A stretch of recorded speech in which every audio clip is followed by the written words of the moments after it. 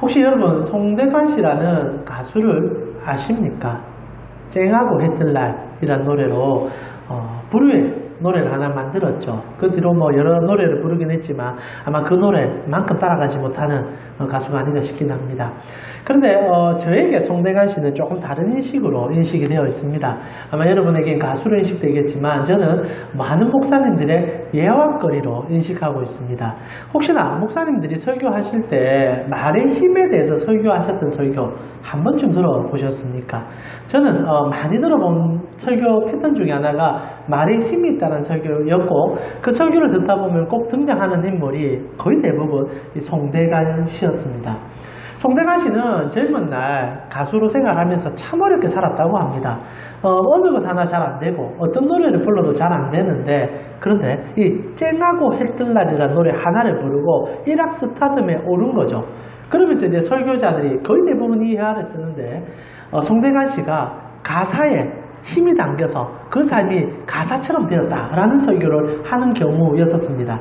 쨍하고 했던 날 돌아온단다 라고 노래를 계속 부르니까 송대관 씨가 진짜 쨍하고 했었고, 그리고 그런 삶이 돌아왔다라는 얘기를 하는 설교였었어요. 그러면서 이제 대부분 목회자들의 패턴은 출애굽기에 등장하는 이스라엘 백성들의 패역에 대해서 설교를 끄집어 갑니다. 그러면서 이스라엘 백성들이 가데스 바니아라는 지역에서 하나님께 불평을 하잖아요. 물론 이스라엘 백성들 출애굽 40년 여정 속에 불평하지 않은 경우가 드물었지만, 그날따라 하나님 앞에 불평했던 것을 주님께서 귀로 들으셨고, 내가 내 귀에 들린 대로 그대로 해주겠다라는 말을 해주면서 하루를 1년 삼아 40년 만드는 얘기를 설교자들이 하기 시작한다는 거죠. 그러면서 결론은 이렇게 도출됩니다. 우리 말에는 힘이 있습니다. 좋은 말을 하면 좋은 삶이 따라오고, 나쁜 말을 하면 나쁜 것이 우리에게 찾아옵니다. 그래서 언제나 긍정적이고 바른 말, 좋은 말을 함을 통하여 주님이 주시는 복을 마음껏 누려봅시다 라고 설교를 하는 경우가 많았습니다. 어떻습니까? 여러분, 이런 설교 한 번쯤 들어보셨습니까? 들어보신 것 같아요. 저도 처음 송대관 씨 예화를 듣고 난 이후로 저도 목회자 생활을 제법 오래 했는데 그런 얘기 참 많이 하셨고, 가장 최근에 제가 부교육자로 사역할 때도 목사님은 한 1년에 한 번씩은 그런 얘기를 해주셨던 걸로 저는 기억이 납니다. 실제로 말에 힘이 있을까라는 질문을 한다면 저는 말에는 힘이 있을 거라는 생각을 합니다. 그러나 그 말이 설교자들이 얘기하며 말씀 속의 몇 부분을 발췌하여 우리에게 전달하듯이 마치 주술적인 능력, 복을 주고 화를 주게 한다라고 얘기한다면 저는 그렇지 않다라고 생각합니다. 실제로 제가 생활하면서 아는 것은 아무리 나쁜 말을 많이 하고 부정적인 얘기를 해도 성공한 사람이 있다라는 거예요. 제법 많은 사람들을 제가 알고 있습니다. 인성도 엉망이고 말은 완전히 안 좋은 것을 입에 물고 있듯이 얘기를 하는데도 인생 자체가 탄탄대로처럼 우리가 생각하는 기복적 측면에서 너무너무 잘 되는 사람이 있는가 하며, 늘 긍정적이고 신앙적이고 하나님 앞에 바둥바둥 사는데도 힘들고 지치고 어렵게 사는 사람도 제가 수없이 보아왔다는 거죠. 그렇게 얘기할 때 설교자들이 너무나 쉽게 좋은 말 하면 복 받고 나쁜 말 하면 저주받는다는 얘기는 옳지 않은 것 같습니다. 나아가 실제로 그런 말들이 오늘날 한국 강단에서 선포될 이유가 있을까라고 질문한다면 저는 그것은 굉장히 위험천만한 발언이 아닌가 싶기도 해요. 실제로 여러분, 말에 힘이 있다라는 얘기는 단순히 기독교에서만 하는 얘기가 아닙니다. 제가 보니까 불자들이 그 말을 더 많이 해요. 특히 스님들은 마치 말에 힘이 있는 것을 엄청나게 강조하게 여기시면서 내 마음의 수양을 위해서라도 바른 말, 좋은 말을 많이 해야 된다는 얘기를 많이 해요. 특히 도가들은, 이 도교 계열들은 말의 힘을 실제로 믿고 있고, 그리고 그 말이 주술적 영향력을 끼친다라고 인식하게 합니다. 나아가 무당들 보십시오. 말 가지고 장난치는 사람들 아닙니까? 저주를 행하기도 하고 말로 복을 내려주는 자들 아닙니까? 그래서 우리가 거기에 복채를 드리고 그 말을 사오는 경우들도 많다는 거죠. 실제로 이런 주술적인 의미의 복과 저주의 말이 실제로 힘이 있다라고 얘기한다면 기독교는 그런 얘기를 해서는 안 된다는 겁니다. 우리에게 복의 근원은 예수 그리스도 한 분이시고, 그분을 통하여 모든 것이 이루어진다 말할 때 간사한 우리의 한마디가, 그리고 우리가 어떤 말을 했냐가 우리의 삶의 모든 것을 재단한다면 이것은 비복음적인 것뿐 아니라 주술적인 것을 여러분 인식하셔야 된다는 겁니다. 그러나 말입니다. 말에 힘이 있냐라고 다시 한번 묻는다면 저는 명확하게 힘이 있다라고 얘기해 주고 싶습니다. 기복을 불러오는 힘이 아니라 진짜 사람의 말은 힘이 있어요. 제가 말로 오직 오정민 자매에게 일을 시킬 수 있습니다. 정민 자매 물 한 잔 떠주시겠습니까? 저의 말이 정민이를 움직이게 할 수 있어요. 물론 판단은 정민 자매가 할 겁니다. 저 목사가 나에게 왜 저런 소리 하나며 그날은 나의 말이 힘이 없는 거죠. 그러나 제가 정민 자매에게 물 한 잔 떠주십시오. 벌떡 일어나서 예 알겠습니다. 또 오게 되면은 저는 그 말에 힘을 실은 겁니다. 실제로 말이라는 것은 어떻게 사용되고 사람 귀에 어떻게 들리냐가 힘을 주고받는 경우가 생기게 되죠. 이런 면에서 저는 최근에 수능 준비하는 학생들에게 재미있는 에피소드 하나를 보게 되었습니다. 여러분 혹시나 경남 사천에 케이블카가 생긴 건 알고 계십니까? 케이블카 생긴 거 알고 계십니까? 우리 전사님은 얘기를 좀 하시는 것 같네요. 케이블카가 생겼고 사천 산을 관통하면서 정말 멋진 경관을 자랑하는 케이블카가 생긴 것 같습니다. 그런데 문제가 뭐냐면 산을 이렇게 질주하는 케이블카 밑에 절이 하나 있었던 거예요. 절이 하나 있었는데 케이블카가 올라가다 보니 이 절이 이제 소송을 건 겁니다. 자연 경관을 해쳤을 뿐 아니라 우리가 수양하는 불공에 도움이 되지 않는다. 시끄러워졌다. 그래서 보상을 해달라고 국가를 상대로 소송을 걸었습니다. 그러나 마지막 패소를 하게 되었어요. 그리고 스님이 화가 나버렸습니다.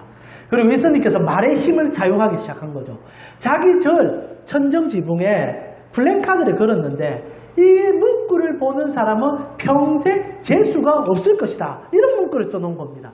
그래서 언론에서 한번 쉽게 떠들었어요. 어떻게 절에서 그럴 수 있느냐. 아무리 소송에서 패소했지만 그 지나가는 사람들이 불자도 있을 건데 어떻게 그거 쳐다봤다고 평생 재수 없다는 말을 하냐는 거죠. 근데 이제 참 재밌는 게 그게 언론에 다루어지고 사람들이 기분 나빠한다는 거죠. 실제로 스님이 의도한 힘을 발휘한 겁니다. 기분 나빠라 이거예요. 보는 사람마다 기분 나빠서 우리 절을 생각하고 우리가 소송에 졌다는 거 생각해달라는 거죠. 실제로 불자가 해서는 안 되는 짓이고 주술적인 행위지만 그 말은 힘을 가지고 있었습니다. 그런데 이번 수능 때, 작년 수능 때 그 힘이 어마어마하게 폭발해버렸어요. 전국의 수능생이 이제 케이블카에 타기 위해서 몰려온 겁니다. 단순하죠. 평생 재수 없을 거니까. 두 번 다시 재수 안 할 거니까. 너도 나도 쳐다보면서 그거 보는 거예요. 말의 힘이 수능생을 끌고 온 겁니다. 그리고 스님의 의도성은 아니지만 그러면서 케이블카는 호황을 누린 거예요.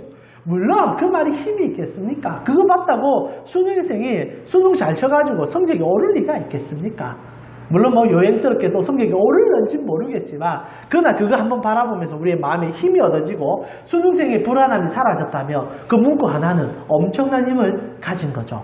이렇게 볼 때 말은 분명 힘이 있습니다. 사람을 움직이고 생각을 주도하며 우리의 모든 사고체계를 이끌어갈 수 있는 것이 말이기 때문이죠.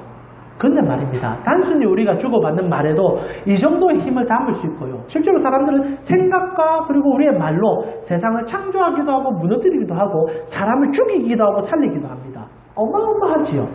그러나 실제로 이 말을 우리에게 주셨던 첫 시작자는 말 자체에 능력이 있으시고 말 자체에 힘이 있으시며 말 자체로 완성하시는 분이라는 거죠. 우리 하나님 아닙니까? 하나님께서 천지를 창조하실 때 오직 말씀으로만 창조하신 것 여러분 기억하실 것입니다. 요한복음 3장, 창세기 1장 3절이죠. 자, 우리 창세기 1장 3절 우리 눈을 한번 보았으면 좋겠습니다. 세번역 성경이에요. 요한복음 1장 1절은 결국 창세기와 계속 연동이 될 수밖에 없죠. 왜냐하면 요한이 창세기를 우리에게 도전했기 때문입니다. 1장 3절 세번역 성경으로 우리 같이 한번 읽어보았으면 좋겠습니다. 같이 읽겠습니다. 하나님이 말씀하시기를 빛이 생겨라 하시니 빛이 생겼다. 하나님의 말씀입니다. 하나님은 말씀하시며 이루어지고 이루어지는 그것은 완전하신 유일하신 분입니다. 그래서 천지를 창조하실 때 다른 어떤 행위도 필요 없이 말씀을 던지신 거예요. 그리고 말씀 그 자체가 힘이었고 그 힘은 완벽함으로 이뤄냈다는 겁니다. 그래서 6일간 세상을 창조할 때 그분은 말씀으로 모든 것을 지으셨다는 거죠. 오늘도 주님은 말씀하시는 분입니다. 그리고 여전히 창조하시는 분이에요. 우리의 죽은 영이 살아나고 우리의 삶에 회복이 일어나는 것은 이전의 것을 복권한 것이 아니라 오늘도 주님이 말씀하시기 때문에 성도에게 가장 큰 은혜는 이 말씀하시는 하나님이 우리의 영혼을 새롭게 조성하며 성도에게 새 것을 주기 때문입니다. 하나님의 주위에 하나님의 삶에 있는 것은 옛 것은 없어요. 모든 것은 새 것입니다. 그리고 우리는 주님을 만났기에 새로운 사람이 되었고 새 것을 경험하는 것 아닙니까? 다시 한번 말씀드립니다. 하나님만이 말씀하시면 이루시고 이루시면 완전하신 분이에요. 그런데 오늘 사도 요한이 이 하나님의 전지와 전능과 그리고 이 능력을 그리스도께 가져오고 있다는 사실입니다. 오늘 요한이 예수님을 소개하면서 이렇게 우리에게 그리스도를 인도하고 보여주고 있다는 거죠. 요한복음 1장 1절입니다. 우리 같이 한번 읽어볼까요? 요한복음 1장 1절, 저번 주부터 이번 주까지 참 많이도 읽고 있습니다. 우리 같이 한번 읽어보겠습니다. 태초에 말씀이 계시니라. 이 말씀이 하나님과 함께 계셨으니 이 말씀은 곧 하나님이시니라. 혹시나 말씀이라고 얘기하니까 성경이라고 이해하셔서는 안 됩니다. 이 말씀은 하나님 자체를 표현하고 하나님께서 하셨던 그 말씀의 능력을 얘기한다는 거죠.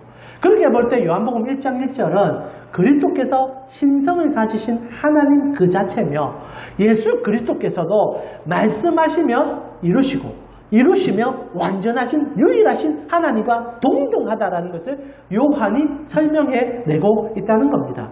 이 내용을 통하여 요한이 우리에게 의도하는 바는 그리스도의 신성, 그분의 하나님 되심이라는 거죠. 실제로 여러분 우리가 성경을 많이 읽다 보면 인간 예수에 몰입하기 시작합니다. 물론 그분은 기적을 행하시기도 하고 이적을 베푸시며 우리에게 수많은 것을 주시긴 하지만 여전히 우리의 인식에는 사람 예수만 떠오를 때가 있어요.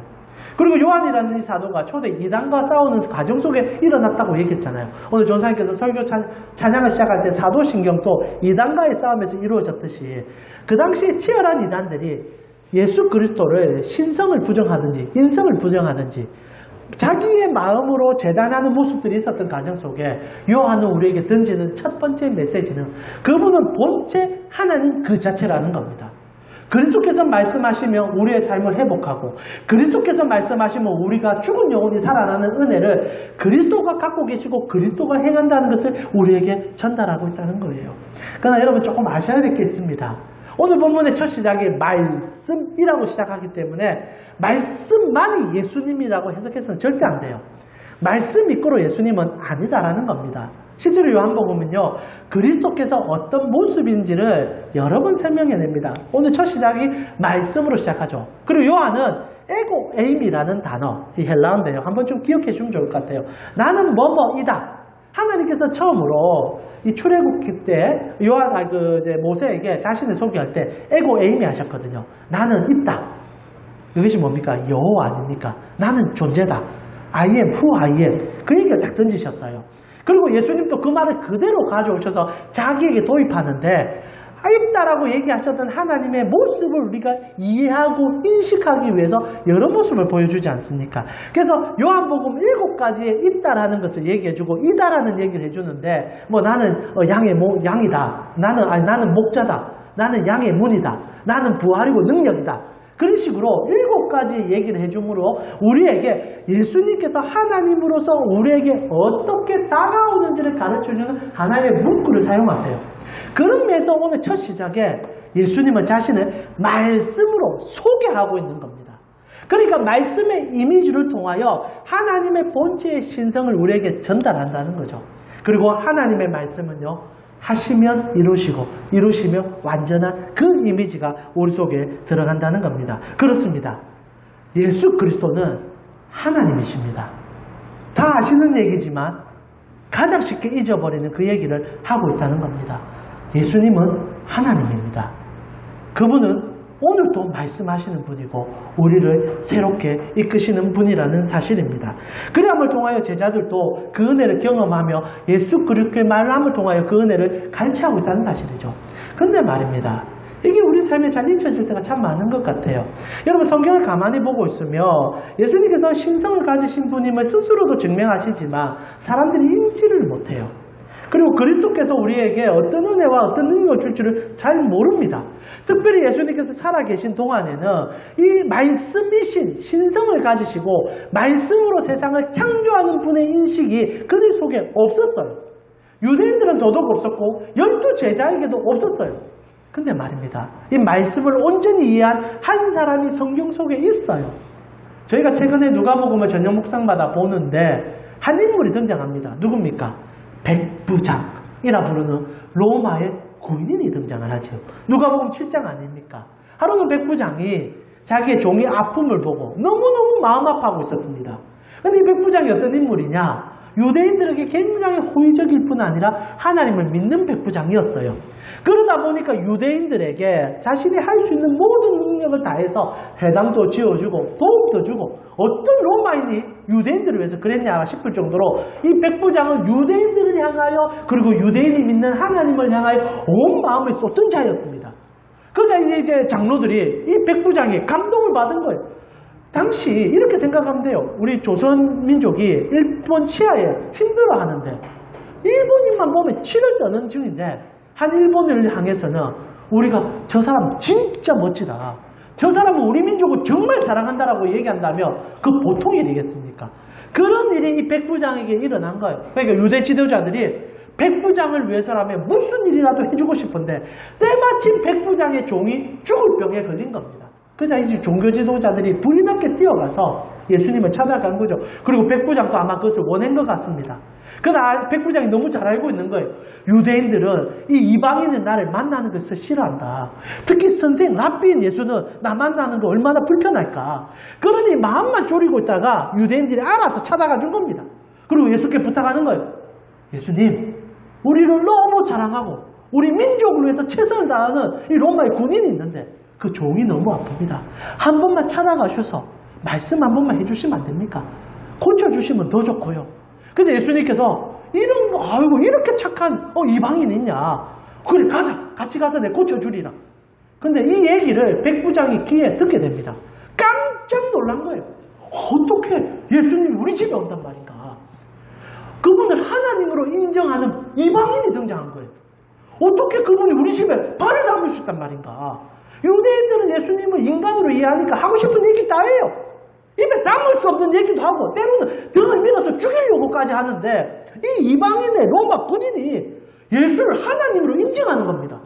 어떻게 하나님이 우리 집에 온단 말입니까? 경의 끝을 보여주는 거예요. 그리고 얘기합니다. 저도 밑에 사람 부리는 군인입니다. 하나님은 전지전능하시니 말씀만 하셔도 되지 않습니까? 오실 이유가 없습니다. 말씀만 하십시오. 요한복음 1장 1절 태초에 말씀이 계신 그 하나님을 실제로 믿는 백부장이 있었다는 겁니다. 요한복음 7장 6절 한번 볼까요? 이렇게 기록이 되어 있죠. 예수께서 함께 가실 때 이제 종교 지도자들의 얘기를 듣고 백부장을 만나러 갑니다. 예, 그 집이 멀지 아니하여 백부장의 벗들을 보내어 이르되 주여 수고하지 마십시오. 내 집에 들어오시면 나는 감당할 수가 없습니다. 나는 당신을 경외합니다. 당신의 신적 권능을 인정합니다. 그러니 이렇게 해주십시오. 7절입니다.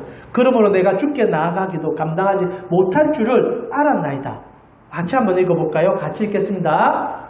말씀만 하사 내 하인을 낫게 하소서. 이방인이요, 그리고 유대인들과 피가 섞이지도 아니한 한 사람이 천지를 창조하시는 하나님을 예수 그리스도로 이해하는 사건이 성경에 묘사되고 있다는 거죠.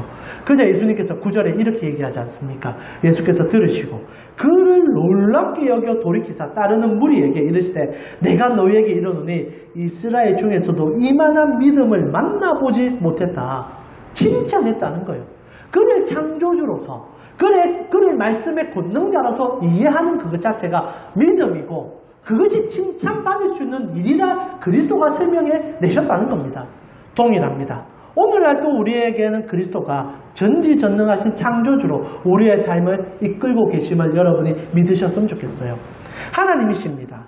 여러분, 물론 예수나 하나님이나 똑같이 인식하기에 하나님 나를 도와주세요 라고 얘기하겠지만, 여러분 내리에는 그리스도가 그분의 신성을 동일하게 갖고 계신 분임을 잊지 아니하시고, 실제로 여러분의 모든 기도가 하나님께 바로 전달되지 않습니다. 어떻게 인간의 연약함을 하나님 앞에 어떻게 가져갈 수 있겠습니까? 그러나 완전하신 하나님이 인간이 되어 오심을 통하여 우리 사이에 통로가 되어 줬기 때문에 그분이 우리의 말을 담아 하나님께 전달하고, 물론 그분이 이루시는 겁니다만은 그 말씀을 우리에게 전달해 주는 분이 예수 그리스도라는 거예요. 그래서 우리는 예수님을 중보자라고 부르지 않습니까? 유일한 우리의 통로 되시는 그분. 그래서 그분이 곧 길이요, 진리요, 생명인 것입니다. 그러나 나아가 우리는 그분을 창조주요, 말씀의 권능자로 이해해야 한다는 거죠. 백부장은 이런 믿음을 보였다는 겁니다. 그래서 성경은요, 이 놀라운 은혜를 우리에게 전달하며 하나님의 은혜를 우리에게 폭발적인 은혜 속으로 이끌어준다는 거예요. 사랑하는 우리 가운 성도 여러분, 예수님이 여러분의 사랑을 이해하고 붙잡아 주시는 그 은혜의 창조주임을 잊지 말으셨으면 좋겠습니다. 그래서 요한복음은 1장 3절에 우리에게 이렇게 전달하지 않습니까? 우리 같이 한번 읽어볼까요? 같이 읽겠습니다. 만물이 그로 말미암아 지은 바 되었으니 지은 것이 하나도 그가 없이 된 것은 없다. 이 말이 우리의 고백으로 터져나올 때 우리는 그리스도를 온전히 이해하며 그리스도께 나아가는 힘을 얻게 된다는 겁니다. 그런데 말입니다. 이 참 재밌는 게 뭐냐면 지금 요한이 지금 제가 말한 건 전부 유대인들의 입장입니다. 유대인들이 창세기를 읽을 때 그 전능하신 하나님을 만나듯 그리스도가 그런 분이심을 이해하게 만드는데, 다시 한번 말하지만 이 요한복음은 당시 창궐했던 이단들과 싸우기 위한 신학 변증서입니다. 그래서 어렵다 얘기해드렸죠. 실제로 요한은 이 이단들의 싸움 속에서 그리스도가 어떤 분임을 증명하기 위하여 이 성경을 썼다는 거죠. 그런 면에서 말씀이다라고 이해한 것은 실제로 유대인들에게서는 전지전능한 말씀으로서 세상을 만드는 분의 인식을 주지만, 또다시 헬라인들, 소위 말하는 이단을 형성시켰던 철학을 소유한 자들에게는 또 다른 가치로 이 말씀을 전달하고 싶었다는 거예요. 그래서 이 말씀이라고 기록한 이 단어를 요한은 독특한 한 단어를 써냅니다. 그게 뭐냐? 로고스란 단어예요. 여러분 주보에 잠시 설명을 해놨는데 로고스란 단어를 써냅니다. 물론 로고스라는 말은요, 말 그대로 말을 의미하기도 하고 연설을 뜻하기도 합니다. 그러나 이 의미 자체는 이 로고스라는 이 단어가 헬라 철학과 만남을 통하여 일반적인 언어적 행위, 말을 전하는 행위로는 쓰여지지 않기 시작했다라는 거죠. 특히 예수님 당시 때는 이 로고스라는 말은 단순히 말이라는 의미보다는 전능자, 능력자, 그리고 힘의 근원으로 인지되기 시작했다는 겁니다. 실제로 철학자 중에 필로라는 인물은 이 로고스라는 단어를 가지고 이렇게 해석을 해내요. 세계와 하나님, 그리고 출생한 자와 출생하지 않은 자 사이의 매개자이며 하나님 앞에 인간의 영혼을 놓은 사제라고 표현합니다. 그러니까 로고스라는 신식 하나를 통하여 여러 가지 신적 행위를 다 담는 거예요. 그래서 여러분 잘 아는 철학자 한 명 있습니다. 혹시 아리스토텔레스라는 사람 압니까? 우리 보면 이제 소위 말하는 고대 철학의 완성자고 현대 철학까지 그 힘을 발휘하는 아리스토텔레스라는 인물이 있어요. 인물이 이 로고스를 이렇게 번역합니다. 부동의 동자다. 혹시 들어보셨습니까? 오늘 공부하려고 하는 건 아닌데 이 부동의 동자가 무슨 말이냐면 자신은 움직이지 않는데 세상 전체를 움직이는 힘이라고 봤어요. 헬라 철학에서 신이라는 것이 무엇일까를 계속 사고하면서 만들어내는 것들이 이 로고스였고, 로고스에 대한 정립들을 시킨 것들의 많은 의미들이 이 의미 속에 들어간 부동의 동자라는 겁니다. 즉 원형이라는 거죠. 그래서 여러분 그 아리스토텔레스의 스승인 소크라테스나 그리고 또 플라톤 같은 경우에 이 로고스라는 단어를 그대로 써요. 그래서 로고스가 무엇이냐? 원형이다라고 번역합니다. 어떤 거냐면 이 플라톤 철학이 참 재밌는 게 뭐냐면 여러분 다 그림자예요. 실제로 저 천상에는 인간이라는 원형이 있습니다. 그리고 그 원형의 빛이 우리에게 비춰짐을 통하여 우리가 인간됨을 알고, 그래서 사람마다 등급이 있다고 봐요. 그 인간의 형상에 더 가까우면 더 완벽한 인간, 근데 좀 모질하면 열등한 인간. 근데 그 그림자들이 실제로 막 온 땅에 흩어져 가지고 비율이 낮아지면 동물, 식물 되고 그리고 돌덩어리가 된다고 보는 거예요. 그래서 원형상이 저 하늘엔 다 있다. 그래서 그 형상에 따라서 우리가 만들어진다고 얘기했던 인물이 이 플라톤입니다. 그리고 그가 얘기했던 그 일자가 이 로고스란 단어예요. 자, 여러분 이해할 이유도 없고 생각하시도 않아도 되는데 이 얘기하는 이유는 지금 이 세례 사도 요한이 자기에게 이 설교를 듣는 자들에게 예수 그리스도의 형상을 심어주려고 하는 의도가 있다는 겁니다. 그래서 지금 이 로고스라는 단어 하나를 들고 오면 통하여 일타쌍피, 두 마리 토끼를 잡아내는 거예요. 첫 번째는 유대인들에게는 말씀이신 하나님, 담화를 하는 그 하나님, 말하는 하나님으로 인지시킨다는 겁니다. 그래서 그들에게는 전능하시고 능력이시며 하나님 그 자체임을 인식시키는 거예요. 그러면서 또 한편 헬라인들, 유대적인 사고가 없는 자들에게는 자신들이 말하는 그 전능자, 힘의 근원, 능력자, 그 이미지를 우리에게 던져준다는 거죠. 그래서 요한은요, 실제로 두 가지를 동시에 잡아온 거예요.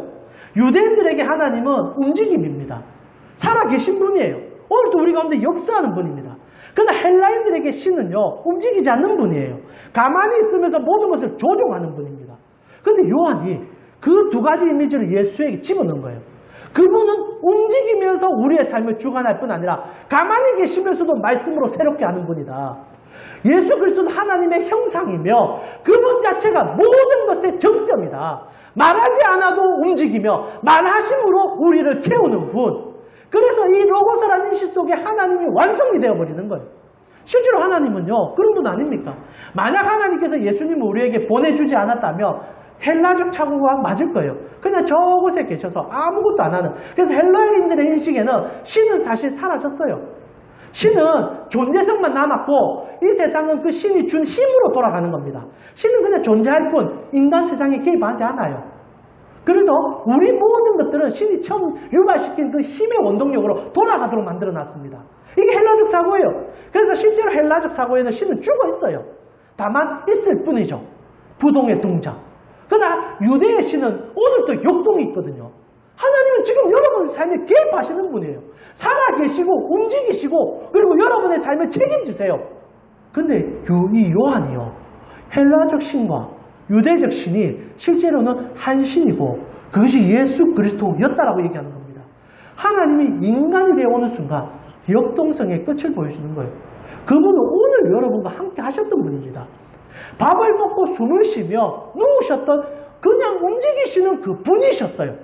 근데 그분 속에는 전능하며 전지하며 말하면 이루는 어찌 보면 백부장인 시간 그 은혜가 임하신 분이에요. 이 두 개가 섞일 수 없는 것인데 예수 그리스도 통하여 하나가 되어 완벽함을 이루었다라고 요한이 던지고 있다는 겁니다. 그래서 여러분의 믿는 하나님은요, 정말 멋진 분이에요. 세상은요, 상상을 못하는 하나님이 우리에게 오셨다는 거예요. 오직 이해가 안 되니까 두 개 쪼개서 생각하는 거 아닙니까? 한편에서는 한쪽 끝을 생각하는 거예요. 저분은 모든 힘의 근원이다. 그렇다면 사실 움직일 이유가 없는 거죠. 그분은 모든 힘의 근원이니 가만히만 계셔도 힘인 겁니다. 헬라의 마지막 끝의 사고예요. 그러나 유대인들은 언제나 삶에서 경험했습니다. 하나님이 우리와 함께 하셨거든요.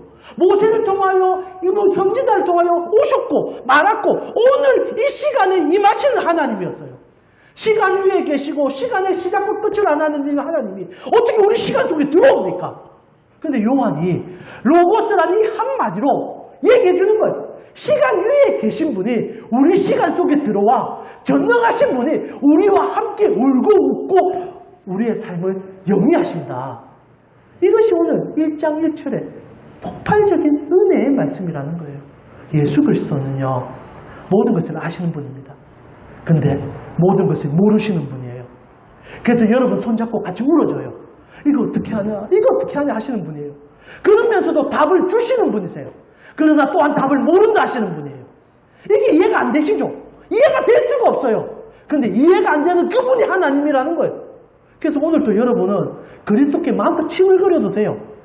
하나님이 전능하시면 뭐라고 칭얼거리냐, 내가 너를 그걸 못해주겠냐, 그런 말 안 해요. 딸아 힘들지, 아들아 힘들지, 내가 안다. 내가 너를 너무 잘 안다. 그런데 유일한 답이 그분에게 나온다는 거예요. 그분은 답을 갖고 계세요. 그러면서 또한 문제신 거예요. 그러니 우리가 그분께 어떻게 위로를 안 받을 수 있겠습니까? 여러분, 우리가 사람을 찾아갔어요. 우린 두 가지를 요구할 것입니다. 답도 얻고 싶고 그 사람도 얻고 싶을 거예요. 그러나 두 가지 동시에 오기 쉽지 않습니다. 답을 아는 자는 자신을 주지 않아요. 여러분, 정말 상담이라는 게 얼마나 재밌는지 아십니까? 제가 심리학적인 책들을 조금 읽다 보니까 여러분, 상담을 할 때 돈을 왜 내는지 혹시 아십니까? 돈을 꼭 내야 되거든요. 돈을 꼭 내야 돼요. 왜냐하면요, 사람과 사람이 상담을 하면요, 말의 힘에 의해서 그 사람에게 종속됩니다. 여러분, 심리학자들이 사람들에 대해서 공부를 많이 했잖아요. 그러다 보면 이 내담자에게 얘기를 하다 보면 그 사람의 문제점들을 탁탁 꼬집어내요. 그러다 보면 이 사람이 그 사람께 돼버립니다. 그러니까 여러분, 심리학자들이나 이렇게 이렇게 상담가들이 성적 범죄나 아니면 사람을 이렇게 휘두르는 일들, 그리고 특히 목사들에게 그런 일이 많이 생기죠. 왜냐하면 여러분에게 상담 권위를 갖고 있거든요. 그래서 실제로 심리학계에는 꼭 돈을 받아야 된다 얘기합니다. 왜? 돈을 주는 순간부터 이 내담자가 상담자와 연관이 끊어져요. 그러면 내가 돈을 줬기 때문에 그 돈만치 상담을 받았다라고 인식하기 때문에 돈을 안 받으면 어떤 철학자, 어떤 심리학자는 이렇게까지 얘기한답니다. 그 사람 뺨을 때리라. 그렇게 해서라도 이 사람과 내가 이 말의 힘에 의해서 엮여서는 안 된다고 얘기하는 거예요. 실제로 사람은 그렇습니다. 근데 하나님은요, 이 모든 것을 뛰어넘어 두 가지를 동시에 이루어주시는 분이래요. 우리에게 가장 밀접하게 다가오시면서도 실제로 모든 것을 아시는 그분이기에 우리와의 모든 것이 그분 앞에서 우리는 그분에게 그 모든 것을 이해함 속에 들어가셨다는 거죠. 이게 무슨 말이냐면 여러분 하나님 앞에 서면요, 여러분 하나님이 여러분 다 알거든요. 말 못해요. 한 주간 여러분이 무슨 생각을 하고 왔어요. 근데 말은 이렇게 합니다. 하나님 내가 이게 필요해요 라고 던집니다. 전능하신 하나님은 이게 필요해요 라고 안 듣습니다. 지금 내가 무슨 생각을 하고 어떤 과정 속에서 무엇 때문에 그것을 요구한지 알아요.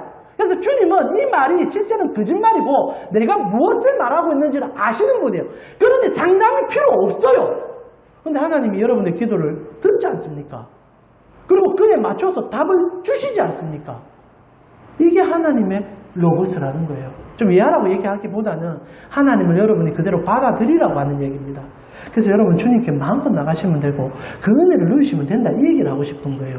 그래서 방금 읽어드렸던 것처럼 1장 3절에 만물이 그로 말미암아 지은 바 되었으니 지은 것이 하나도 없이 그가 없이 된 것은 없는 거예요.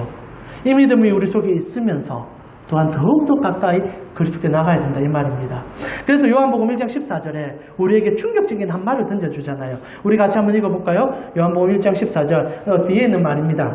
요한복음 1장 14절 이 말이 사실 말씀으로 오신 예수 그리스도를 가장 마지막으로 정립해주는 말 아닙니까? 우리 같이 한번 읽어보겠습니다. 1장 14절인데 같이 읽겠습니다. 육신이 되어 우리 가운데 거하심에 우리가 그의 영광을 보니 아버지의 독생자의 영광이요 은혜와 진리가 충만하더라. 이 말이 얼마나 중요한 말인지를 여러분 꼭 이해하셔야 돼요. 1장 1절에 뭐라고 했습니까? 태초에 말씀이 있고 그 말씀이 하나님이고 그 말씀은 하나님과 함께 했다라고 얘기합니다. 창세기 1장 1절을 그대로 가져온 거예요. 그래서 창조주로서 말씀만 하시며 우리의 모든 삶을 움직이고 충만하게 채우며 함께 한다 얘기하는 겁니다. 그런데 말입니다. 말씀으로 모든 걸 할 수 있는 이분이 인간이 되었어요. 인간이 되었어요. 여러분 우리 구원까지도 말씀하시면 안 됩니까? 그 전능하신데 오정민 자매 구원받아라. 그럼 구원이 완성되는 거예요. 그런데 왜 하나님께서는 말씀하지 않으시고 직접 오셨냐는 거죠. 두 가지를 인식할 수 있습니다. 그런 만큼 우리의 제 문제는 심각하다는 거예요. 그리스도께서 하나님께서 말씀으로 해결할 정도를 넘어섰다는 겁니다. 그러면 하나님께서 말씀을 해결하지 못할 게 있을까요? 충돌이 일어나죠. 근데 말입니다. 하나님께서 사랑하시기에 오셨다는 거예요. 사랑하셨기 때문에 말씀으로 해결하시는 그분이 진짜 우리에게 올 정도로 우리는 그 많은 가치를 소유했다는 자라는 이 말씀이라 이 말입니다. 여러분 그런 사람들이에요. 하나님은 말로 모든 걸 할 수 있는 분인데도 찾아오시는 분이었고 인간이 되신 분이에요. 그래서 우리가 이 단어를 성육신이라고 그러지 않습니까? 하나님의 육신을 입으셨다. 이게 말이 안 되는 소리거든요. 하나님은 어떻게 인간이 됩니까? 그리스 헬라 철학이야. 야 요상한 신들 뭐 제우스 이런 것들 인간처럼 만들어놓지만 진짜 하나님은 그래 안 돼요. 그래서 헬라 철학자들도 결국 신을 이해할 때는 인간이 될 수 없다라고 이해했던 거예요. 근데 오늘 성경은 요한복음 1장 14절에 이렇게 얘기합니다. 인간이 되었다. 말씀만 해도 되는데 말씀으로 모든 것을 짓는데 인간이 되어졌다. 왜? 우리 속에 들어오시려고. 우리가 너무 좋아서 여러분이 너무 사랑스러워서. 그래서 성도들은요 한 가지를 누리게 됩니다. 말로 오신 하나님이시기에 말하시는 하나님이시기 때문에 성도도 말할 수 있다는 거예요. 말씀을 마무리하면서요.